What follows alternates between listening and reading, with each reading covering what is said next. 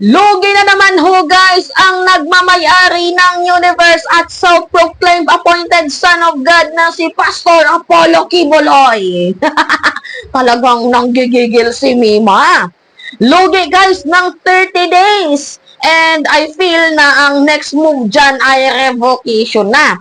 So unang pamasko nila sa MTRCB, suspension for 14 days sa dalawang show, which is yung Gikan sa Masa para sa Masa, hosted by our former President Rodrigo Roa Duterte, where he shown the grave threat against teacher party list representative Franz Castro, and the other one is yung Laban Kasama ang Bayan, hosted by the fake news peddlers, no other than Ka Eric Celis and Lorraine Badoy. So first pamasko ay MTRCB suspension for 14 days, at yung pangalawang pamasko nila ngayon guys is yung NTC. Sinuspended ba naman guys ang operation ng SMNI for 30 days?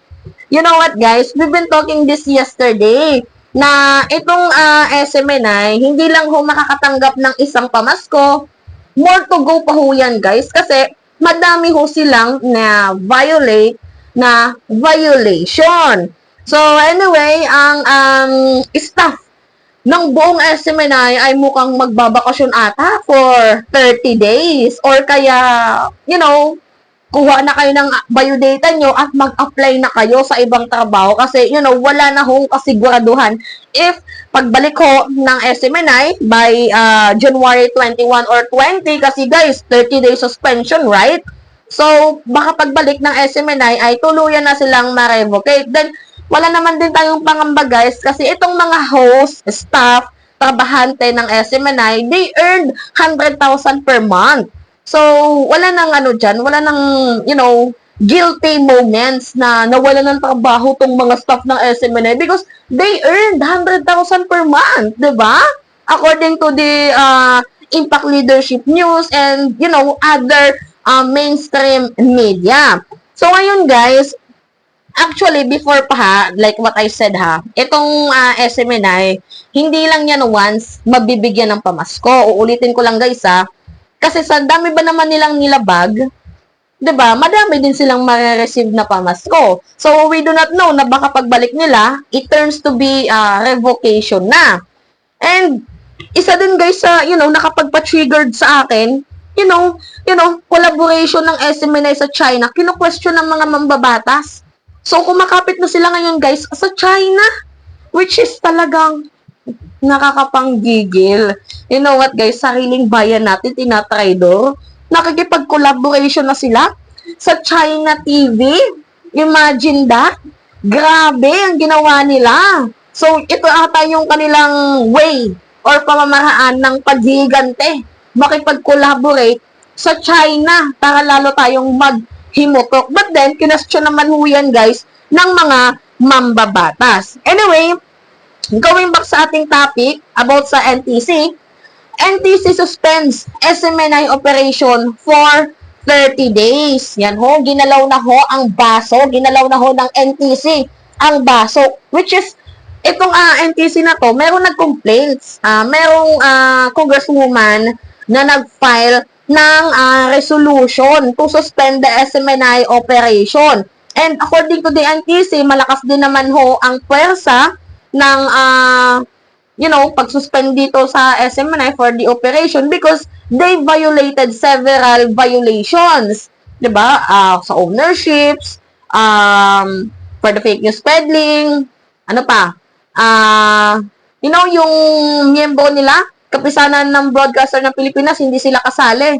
Yung mga anchors, and more and more and more. So, this is, deserve ho ng SMNI itong natatanggap nilang regalo. So, taktay na naman ang kabuhayan ni Pastor Kids at baka mamaya mayroon na namang magsasabi dyan na tinatanggalan nyo kami ng press freedom. So, ano pala yung ginawa nyo sa ABS-CBN? You know the feelings dito sa ABS-CBN, right? Anyway, going back sa ating topic, yan kasi ang akala nyo, untouchable kayo palagi. So, the National Telecommunication Commission suspended the operation of Sunshine Media Network International, SMNI, for 30 days. on Thursday. So the NTC said its directive was initiated in the response to House resolution which urged the suspension of SMNI over alleged violation of franchise terms and condition. Yan, for example, yung ownership, iba ho, yung nakapangalan dito sa kabila na pinasa nila, tapos iba din dito sa Congress. Tapos magiging palusot nila, ang ginawa nilang palusot ay nagkamali lamang daw ho. Talaga nga naman, sino ba naman ang pinanganak kahapon na para hindi maintindihan itong mga pinanggagagawa nyo? 'Di ba? Anong kala nila? Ano kala nyo? Mga tao pinanganak kahapon na gagawin yung uto-uto? Kahit nga pag, 'di ba, pag pumunta ka ng abroad, hindi pwede yun, guys, na iba yung application mo dito tapos iba din ipapasa mong application dito. 'Di ba? Ito pa kaya. Kaloka kayo. Ang akala kasi nila, guys, forever in power sila. Forever na kahit vice presidente ang anak, ay kaya pa ding hawakan niya ng kanyang anak, na anak ni Rodrigo Roa Duterte, itong SMNI kayang ipaglaban. Which is, nagkamali. Hindi nila hawak ang utak ng ating presidente ngayon. And no one should be, above the law. Walang ano dito sa batas. Lahat pantay-pantay. Di ba ang ABS-CBN nga na giant network, pinasuspend, ito pa kayang SMNI? Huwag kami. So, the suspension was issued together with a show cause order against Warasag Media Corporation, the business name of SMNI, instructing it to provide a written explanation within 15 days from the date of receipt as to why it should not face administrative sanction. So, NTC order states in ordering 30-day suspension of Sorasag's media operation of its radio and television program pursuant to Section 16 Public Service Act as amended. The NTC took cognizance of the House Representative Declaration. Anyway, guys, wag na natin basahin yan kasi clearly stated naman na ang SMNI ay mayroon hong 30-day suspension. Pero guys, para sa akin, it is a move. Kasi parang tapos na yung laban dito kung napapansin nyo. Una, they have a gift from MTRCB 14-day suspension sa 2 shows. 2 shows pa lang yun, guys, not the whole operation of SMNI. And then later on, ito na, yung NTC, which is 30 days suspension. Diba? 30-day suspension is stop, guys. No operation ng SMNI for 30 days suspension. And, probably, if the times come, diba, pagtapos ng 30-day suspension nila, kapag bumalik sila sa January 21, if I'm not mistaken, kasi 30 days, right? Ay baka pinagpaplanuhan na ito para sa susunod na moves, which is yung revocation. So, totally, parang wala na.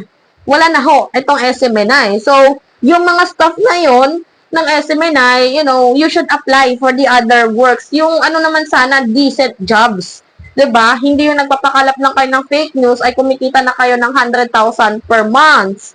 So, this is the best gift ever that we had sa ating mga mamamayang Pilipino, the suspension of SMNI for 30 days. And you know what, guys? The end is near.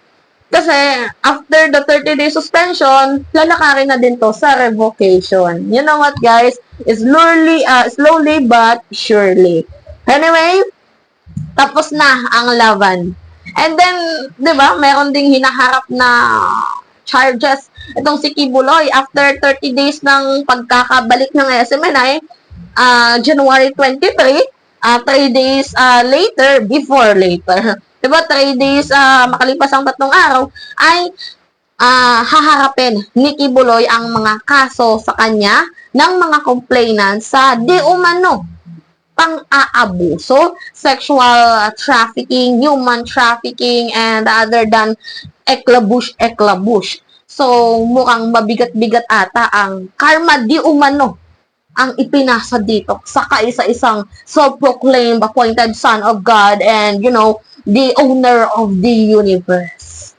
And yun lamang po, guys. That's me again, si Mima Alicia Nyot. Nagbabalik ulit para sa ating panibagong video.